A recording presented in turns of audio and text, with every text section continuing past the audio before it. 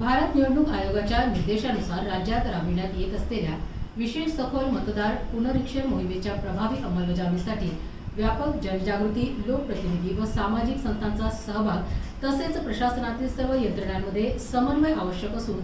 कोणताही पात्र नागरिक मतदार यादीतून वंचित राहणार नाही याची दक्षता घ्यावी असे निर्देश अप्पर मुख्य सचिव तथा मुख्य निवडणूक अधिकारी एस चोकलिंगम यांनी जिल्हाधिकारी कार्यालयात आयोजित विशेष सखोल मतदार पुनरीक्षण मोहिमेच्या आढावा व मार्गदर्शन बैठकीत दिले। यावेळी विभागातील जिल्हाधिकारी, उपजिल्हा निवडणूक अधिकारी, मतदार नोंदणी अधिकारी तसेच निवडणूक विभागाचे वरिष्ठ अधिकारी उपस्थित होते।